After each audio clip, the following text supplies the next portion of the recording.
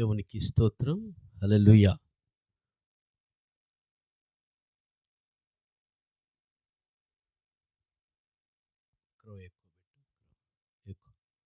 హల్లెలూయా. Check కొంచెం దేవునికి మహిమ కలుగును గాక. హల్లెలూయా. చేరి వచ్చిన మీ అందరికీ మన ప్రభు అయిన యేసుక్రీస్తు నామములో మీ అందరికీ వందనాలు. నన్ను ఆహ్వానించినటువంటి మన స్థానిక సంఘ కాపరి తిమోతి అయ్య గారికి, వారి కుటుంబానికి, వారి సంఘ బిడ్డలందరికీ కూడా నా హృదయపూర్వక వందనాలు. అలాగే మోషే గారి కుటుంబానికి కూడా నా హృదయపూర్వక వందనాలు. మంచిది. ఈ యొక్క జ్ఞాపకార్థముగా ఈ కూడికను ఏర్పాటు చేయబడినటువంటి కుటుంబ సభ్యులు మోషే గారిని జ్ఞాపకం చేసుకుంటూ కొద్ది నిమిషాలు దేవుని యొక్క వాక్యాన్ని మనం ధ్యానం చేద్దాం. చూడండి, ప్రకటన గ్రంథంలో 14వ అధ్యాయంలో 13వ వచనం ఉన్నది. ఈ మాట చదివి సహాయం చేయాలని ప్రభు పేరిట మనవి చేస్తూ ఉన్నాను. ప్రకటన గ్రంథం 14వ అధ్యాయము 13వ వచనం. అంతటా ఇప్పుడు నుండి ప్రభునందు మృతులైనటువంటి మృతులు ధన్యులని రాయమని పరలోకము నుండి ఒక శబ్దము, ఒక స్వరము చెప్పటం వింటిని. నిజమే, వారు తమ ప్రయాసాలు మాని విశ్రాంతి పొందుదురు. చాలు, మంచిది. చిన్న ప్రార్థన చేసుకుందాం. ప్రేమ కలిగిన తండ్రి, జీవము గల యేసయ్యా, జీవాధిపతి వందనాలు, స్తోత్రాలు. మా ప్రియులు నీ ప్రియకుమారుడు మోషే జ్ఞాపకార్థముగా ప్రభునైనా అయ్యా, ఇదిగో నా తండ్రి, కూడికను ఏర్పాటు చేసినటువంటి కుటుంబ సభ్యులను బట్టి, అయ్యా వారి బంధువులు, స్నేహితులు, శ్రేయాభిలాషులను బట్టి ప్రార్థిస్తూ ఉన్నాను. ఈ సమయంలో కొద్ది నిమిషాలు నీ వాక్యాన్ని ధ్యానం చేయబోచుండగా అల్పుని నన్ను సిలువ చాటును భద్రపరచుకోమని, అయ్యా ఇదిగో నా తండ్రి, మోషే విడిచి వెళ్ళినటువంటి కుటుంబ సభ్యులకి అయ్యా నువ్వు ఆదరణగా ఆదరించమని, అయ్యా నీ కృపతో నింపమని యేసు నామములో అడిగి వేడుకుంటున్నాము తండ్రి, ఆమేన్. మంచిదండి.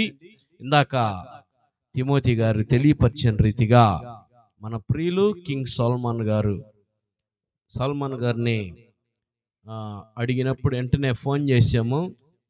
మోషే గారి నిమిత్తము ఇలా చనిపోయారు, మోషే గారికి ఇట్లా హెల్ప్ చేయాలి అన్నప్పుడు కింగ్ సాల్మన్ గారు వారి యొక్క ఫౌండేషన్ ఆధ్వర్యంలో మరి మోషే గారికి సహాయం వెంటనే మంచి మనసు కలిగి, మంచి హృదయం కలిగి వెంటనే స్పందించి తన యొక్క టీమును పంపించి ఇక్కడ మనకి మంచి సహాయాన్ని కింగ్ సాల్మన్ ఫౌండేషన్ ద్వారా అందింది. మీరందరూ కూడా మీ వ్యక్తిగత ప్రార్థనలో కింగ్ సాల్మన్ గారు పరిచర్యని, అనగా ఆయన చేస్తున్నటువంటి పని నిమిత్తం ఆ ఫౌండేషన్కి ఇంకా దేవుడు మహాభివృద్ధి, నానాటికి మహాభివృద్ధి చెంది ఇంకా అనేకమైనటువంటి పేదలకి, అనేక మందికి దేవుడు ద్వారాలు తెరిచి ఆయన ద్వారా సహాయం అందించే విధంగా మీ వ్యక్తిగత ప్రార్థనలో మీరు చేయాలని ప్రభుపేట మీకు తెలియపరుస్తున్నాను. మంచిది. కొద్ది నిమిషాలు దేవుని యొక్క వాక్యాన్ని మనం ధ్యానం చేద్దాం. చదివిన వాక్యము, అంతటా ఇప్పుడు నుండి ప్రభునందు మృతులైనటువంటి మృతులు ధన్యులు. అంతటా ఎక్కడంట? ఈ దండి కాలనీలోనేనా? మరణం ఎక్కడుంది? దండి కాలనీలోనేనా? కాదు, భూప్రపంచం మొత్తం కూడా, అంతటా కూడా చావు వార్తలో వింటున్నాం కదా. మరణాలు చిన్న పెద్ద అనే తేడా లేదు. మరణాలకి అన్ని చోట్ల మరణాలే. మనం ఇదివరకు ఫ్లెక్సీలు రాజకీయ నాయకులు చూస్తూ ఉంటాం, కానీ ఇప్పుడు ఎక్కువగా మరణాలు చూస్తున్నాం. ఎక్కడికి వెళ్ళినా ఫ్లెక్సీలు కనపడుతూనే ఉంటున్నాయి. ఎవరో ఒకళ్ళు ఏదో ఒక వీధిలో చనిపోయి వాళ్ళని తీసుకొచ్చి ఆ ఫ్లెక్సీని రోడ్డు మీద పెడుతున్నారు. అంటే అంతటా కూడా మరణ వార్త వినపడుతూనే ఉన్నది. ఇక్కడ బైబిల్లో 2000 సంవత్సరాల క్రితం ఆయన యొక్క భక్తుడైనటువంటి, ఆయన శిష్యుడైనటువంటి యోహోను ద్వారా మనందరికీ ఈ రోజున తెలియపరచడానికి ఈ మాట అప్పుడే రాయించి పెట్టినటువంటి మాట ఇది. మనం ఇప్పుడు దుఃఖపడుతున్నాం కదా, ఈ దుఃఖం మనకి ఇప్పుడు ఉండకూడదు, ముందుగానే మనకి తెలియపరచ. అంతటా కూడా ప్రభునందుండి మృతులందనటువంటి మృతులు ధన్యులని, ప్రభునందుండి చనిపోతే ధన్యులని. అది ఎందుకు ధన్యత అనేది మనం తెలుసుకొని ఈ వాక్య భాగాన్ని ముగించుకుందాం. ప్రభునందుండి మృతి చెందితే ఎందుకు ధన్యత, ప్రభు నందు ఉండకుండా చనిపోతే ఎందుకు అనేది మనం తెలుసుకుందాం. పిల్లరా, ప్రభు నందుండి మృతి చెందితే క్రైస్తవులకి ఒక నిరీక్షణ ఉన్నది. క్రైస్తవులకి ఏమిటి ఆ నిరీక్షణ? ఏమిటి ఆ నిరీక్షణ అంటే, యేసుక్రీస్తు మృతి నంది తిరిగి లేచిన ప్రకారము, అదే ప్రకారము క్రీస్తు నందు మృతి చెందినటువంటి వారు తప్పకుండా లెగుస్తారు. హల్లెలూయా, హల్లెలూయా.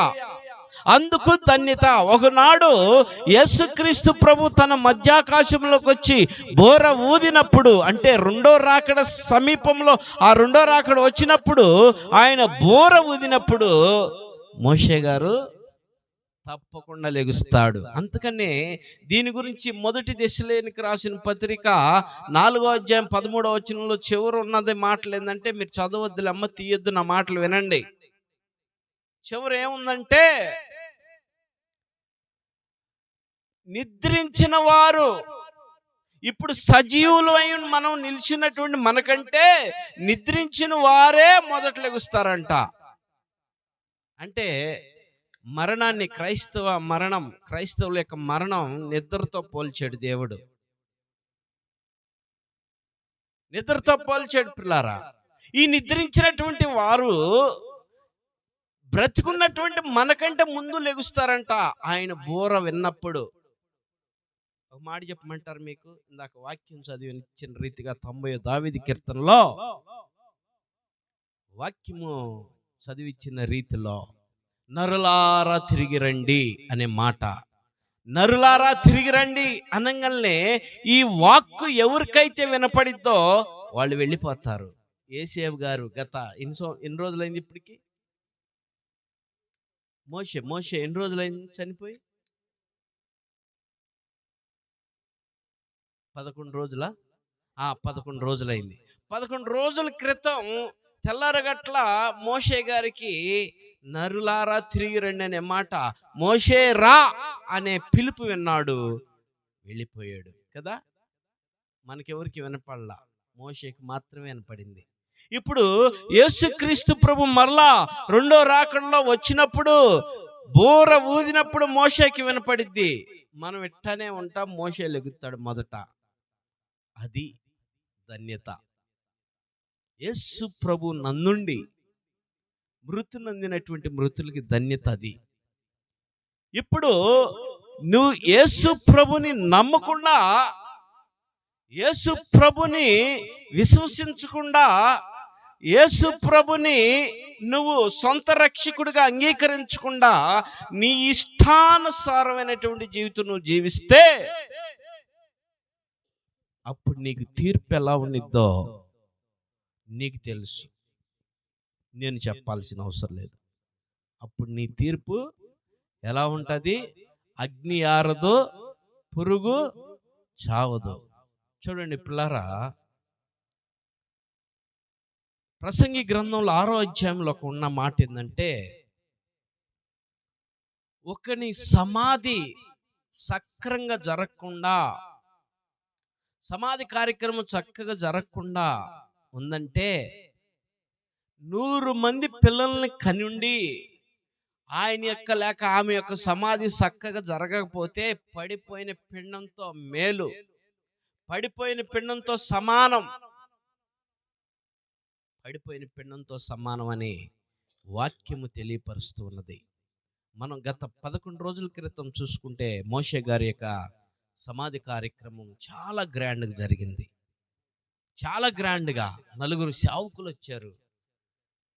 బ్యాండ్ మేళాలతో, బాంబులతో ఆయన యొక్క అంత్యక్రియలు జరిగినాయి. అవునా? సమాధి కార్యక్రమం చాలా గ్రాండ్గా జరిగింది. ఆయనకి పిల్లలు ఉన్నారా? కదా, పిల్లలే చేయట్లా. అవునా? కడుపు పుట్టిన పిల్లలే చేయట్లా. తల్లిదండ్రులు తీసుకెళ్ళి ఏడబడుతున్నారు, అనాథాశ్రయాల్లో పడేస్తున్నారు. మీరే చెబుతున్నారు. ఆ? ఎవరు? కడుపు పుట్టిన బిడ్డలు.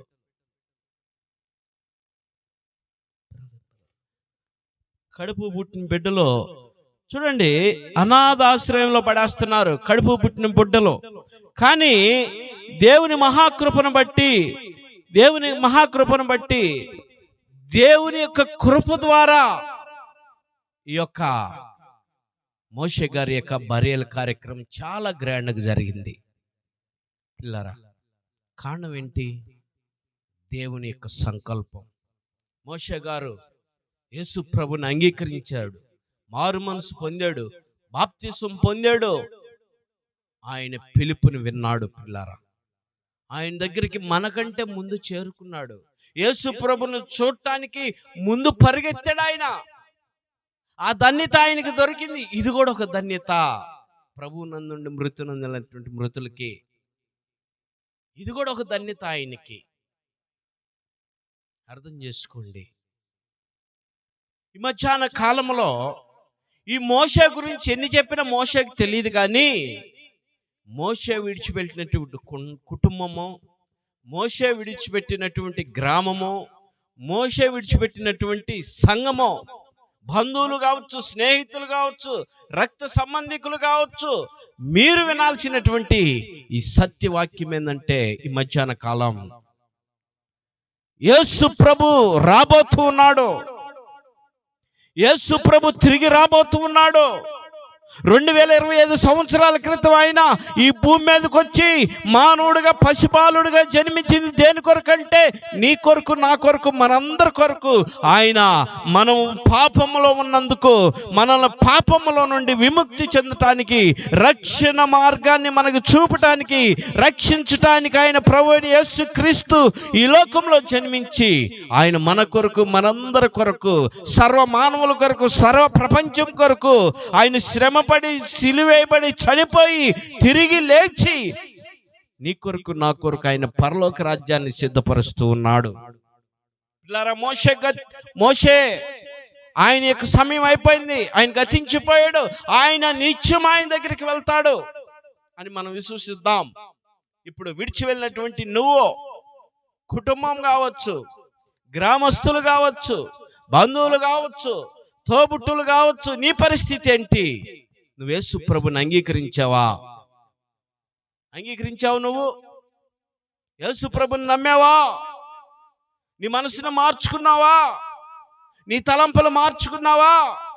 నీ ఉద్దేశాలు మార్చుకున్నావా? నీ ఊహలు మార్చుకున్నావా? యేసు ప్రభుది మతము కాదు. యేసు ప్రభుది మతము కాదండి, మార్గమైంది. నీ మనసు మార్చే మార్గమైంది. నిన్ను పరలోకానికి తీసుకెళ్లే మార్గమైంది. చాలా మంది మతముగా చిత్రీకరిస్తున్నారు. నువ్వు కులం మారాల్సిన అవసరం లేదు, నువ్వు మతం మారాల్సిన అవసరం లేదు.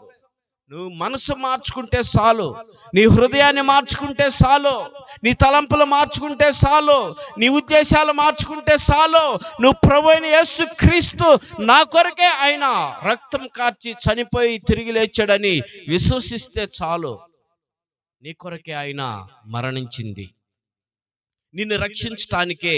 ఆయన మరణించకపోతే, ఆయన రక్తము ఈ భూమి మీద చెందించకపోతే నీకు రక్షణ లేదు, పాప క్షమాపణ నీకు లేదు.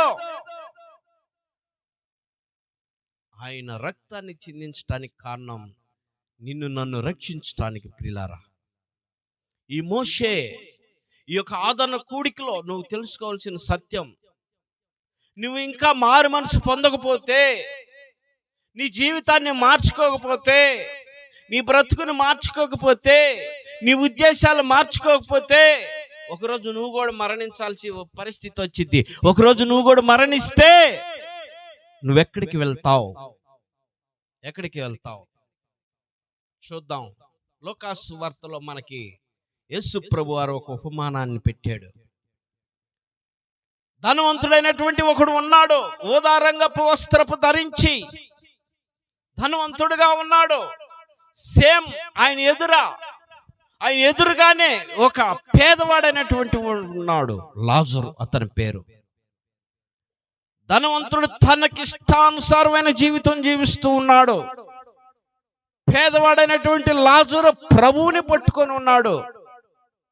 ఈ లోకంలో నీకు మంచి ఇల్లు ఉండొచ్చు, మంచి ఆస్తి ఉండొచ్చు, మంచి బట్టలు ఉండొచ్చు, మంచి కార్లు ఉండొచ్చు, ఉన్నత స్థితి, మంచి ఉద్యోగం ఉండొచ్చు. కానీ నువ్వు ప్రభువుని నమ్ముకోకపోతే వాటన్నిటిని వ్యర్థమే. మనం చూసాం మోషే మరణాన్ని ఇక్కడికి వచ్చి అనుకున్నటువంటి వాళ్ళందరూ కూడా పాపం దిక్కులేక చచ్చిపోయాడు. సరిగా చూసేవాళ్ళు లేరట్టుంది, సరిగా పట్టించుకునే వాళ్ళు లేరట్టుంది, సరైన ఆహారం లేక చనిపోయి ఉంటాడు, లేక రకరకాల అనుమానాలు వ్యక్తం చేసి ఉండొచ్చు. నేనంటున్నాను, మోషే మరణం ఎలా ఉంది మీ దృష్టిలో చెప్పండి? నిజమే కదా? సరైన ఆహారం లేదు, సరైన వస్త్రం లేదు, సరైన స్థితిగతులు లేవు కదా. మనం అందరం జాలిపడి ఉండొచ్చు వచ్చినాక. నేను అంటున్నాను, మోషే యొక్క మరణం చాలా ధన్యకరంగా ఉన్నది అని అంటున్నాను. ఎందుకంటే ఆయన ప్రభుని తెలుసుకున్నవాడు, ప్రభుని అంగీకరించున్నాడు. రక్త మాంసములు దేవుని రాజ్యాన్ని స్వతంత్రించుకోలేవు. రక్త మాంసం దేవుని రాజ్యాన్ని స్వతంత్రించుకోదు. నీ హృదయమే దేవుని రాజ్యాన్ని స్వతంత్రించుకునేది. అందుకనే అయితే స్థానికులు గనక, మీకు తెలుసు ఆయన యొక్క పరిస్థితి, నాకు తెలీదు. అందుకనే ఈ ప్రకటన గ్రంథంలో యోహాను చక్కగా రాసి పెట్టాడు. అంతటా ప్రభునందుండి మృతునందనటువంటి మృతులు ధన్యులని రాసి పెట్టాడు. సేమ్ టు లాస్ట్ భాగంలో ఏమని రాసి పెట్టాడంటే, ఎవరి క్రియలు వారెంట పోవును, ఎవరి క్రియలు వారెంట. ఈయన బాప్తిసం పొంది ప్రభువుని అంగీకరించి సొంత రక్షకుడిగా అంగీకరించి మళ్ళా లోకంలో పడిపోయి, మళ్ళా లోక ఆశల్లో పడిపోయి తన ఇష్టానుసారమైనటువంటి జీవితం జీవిస్తే ఆ జీవితము ఆయన క్రియలు ఆయన ఎక్కడ తీసుకెళ్తాయి? ధనవంతుడిని ఎక్కడ తీసుకెళ్ళినాయో అక్కడికే తీసుకెళ్తాయి. అర్థమైందా? ఆయన యథార్థంగా ఆయన జీవితం, పేద లాజరు అయినటువంటి లాజరు జీవితం ఎలా ఉంది అక్కడ?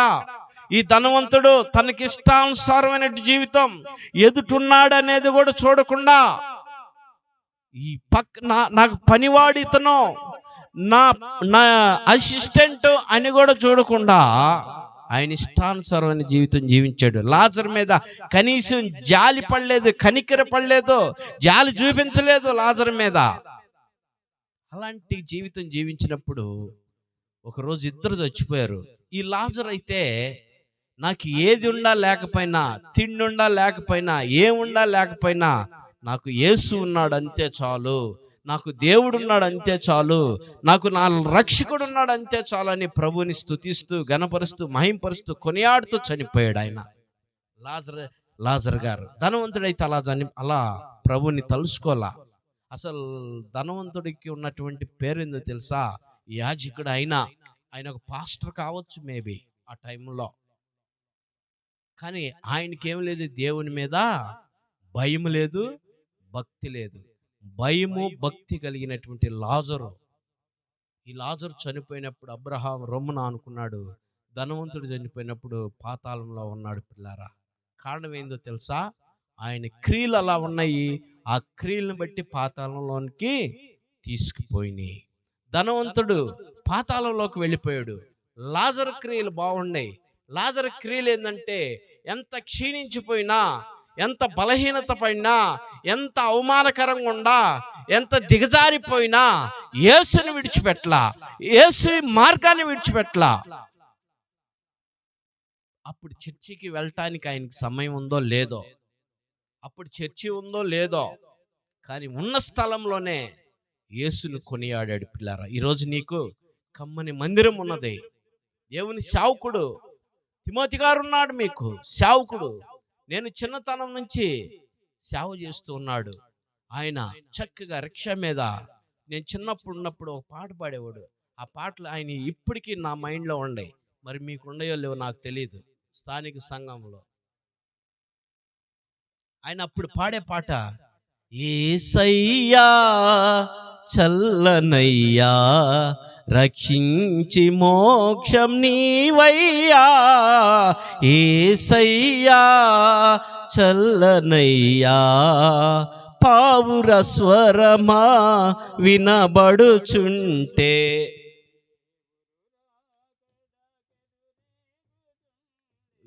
దేవునికి మహిమ కలుగును గాక.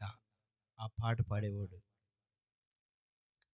ఏమని వివరింతునో, ఈ పాట కూడా పాడేవాడు.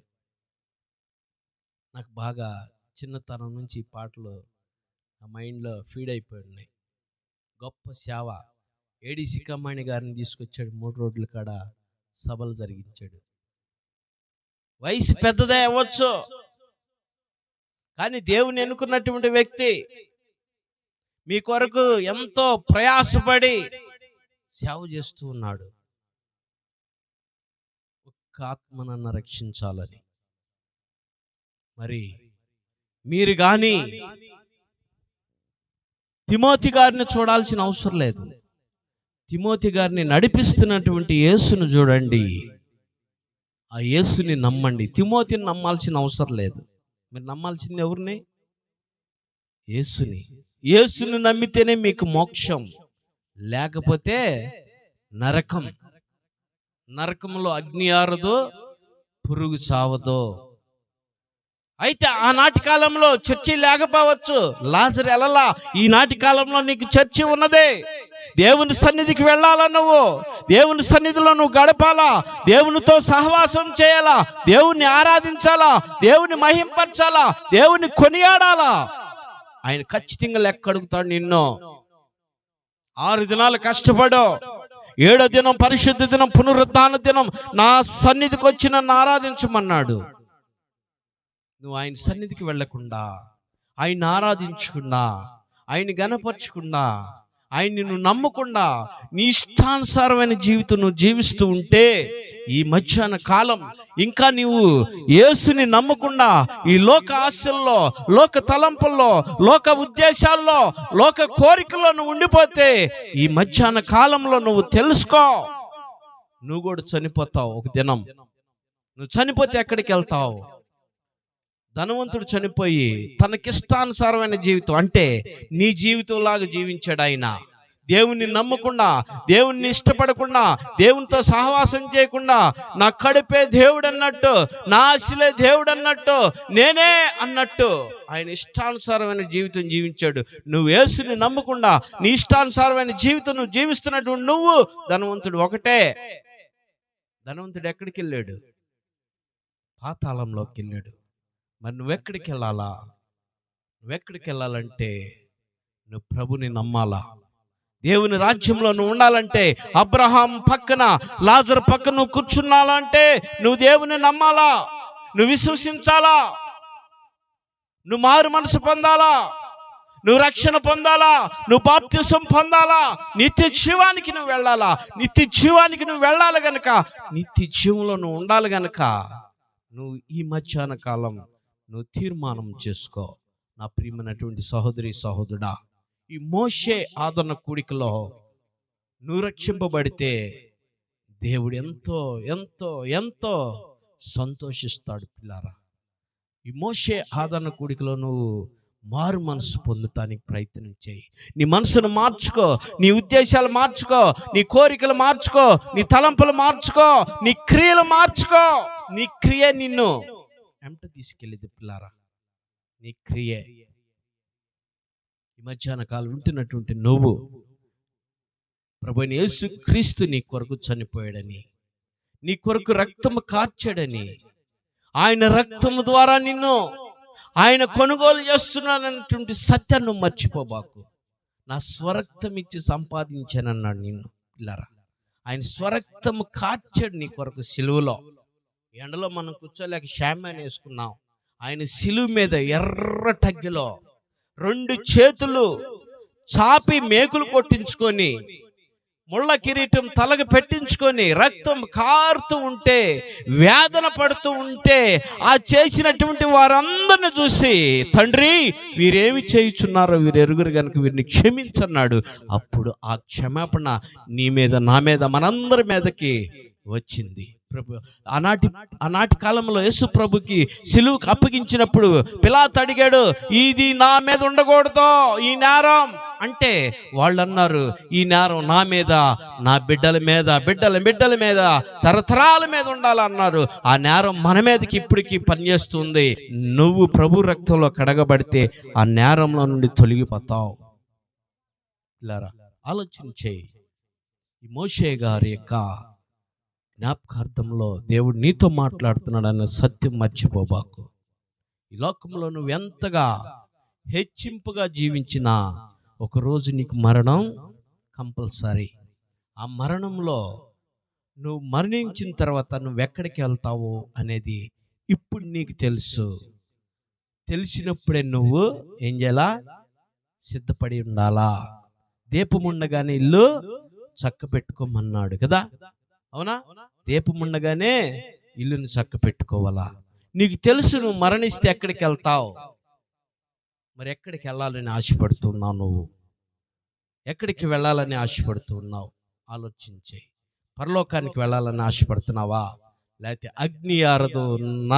అగ్ని ఆరదో, పురుగు చావదు అంటే నరకానికి వెళ్ళాలని ఆశపడుతున్నావా? నరకాలకు వెళ్ళాలని ఆశపడితే నువ్వు లోకాన్ని, లోక తలంపులు, లోక ఉద్దేశాలని విడిచిపెట్టకుండా జీవిస్తూ ఉంటావు. ఒక మాట చెప్పి నేను ముగిస్తాను. లోతు భార్య, ఆయన యొక్క దేవుని సమూహం వచ్చి నువ్వు వెళ్ళిపో, వెనక్కి తిరిగి చూడొద్దని చెప్పినప్పుడు, లోతు భార్య నీకులాగానే లోక ఆశల్లో ఉండిపోయి, లోక తలంపుల్లో ఉండి సంపాదించింది ఎక్కడే విడిచిపెట్టి నేను వెళ్ళిపోతున్నానే అని, అది వెనక్కి తిరిగి చూడొద్దు, ముందుకే పో అని చెప్పినప్పుడు తట్టుకోలేక వెనక్కి తిరిగి చూసింది. తట్టుకోలేక వెనక్కి తిరిగి చూసినప్పుడు ఉప్పు స్తంభంగా అయిపోయింది.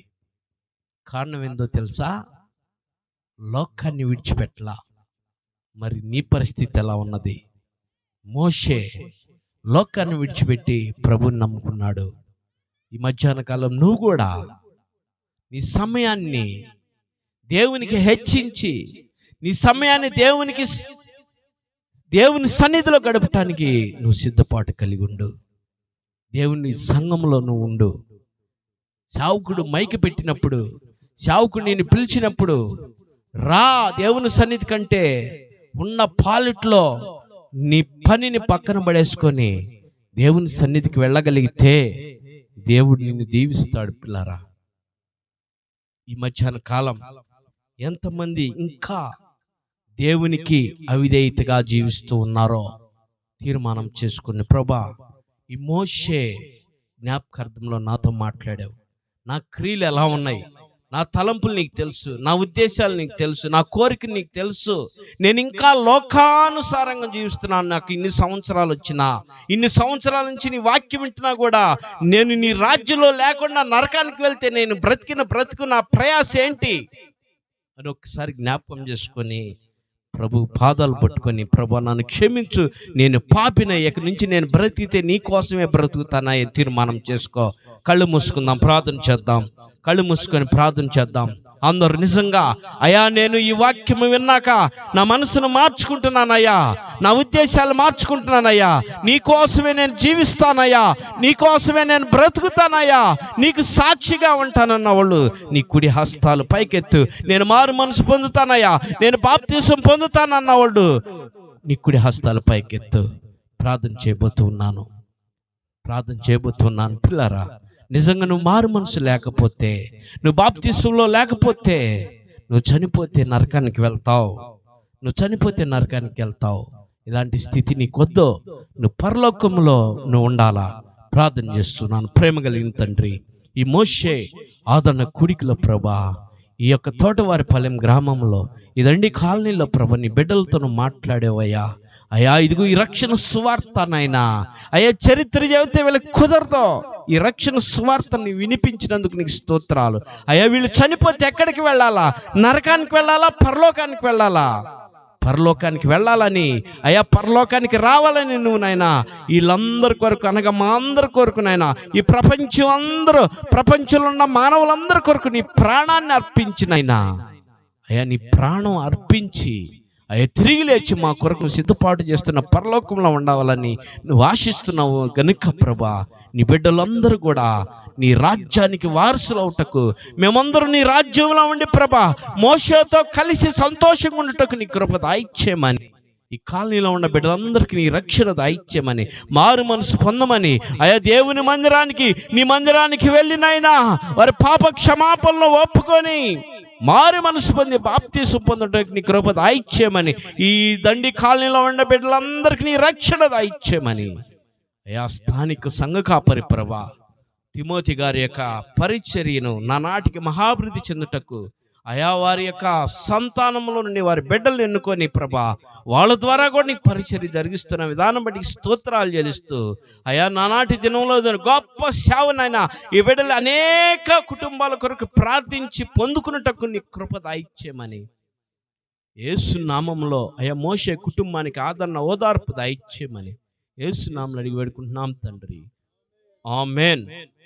మంచిది. నాకు ఈ అవకాశం ఇచ్చినటువంటి స్థానిక సంఘ కాపరి ఇది తిమోతి అయ్య గారికి నా హృదయపూర్వక వందనాలు, వారి కుటుంబానికి నా హృదయపూర్వక వందనాలు, చేరొచ్చిన మీ అందరికి కూడా నా హృదయపూర్వక వందనాలు. మంచిది.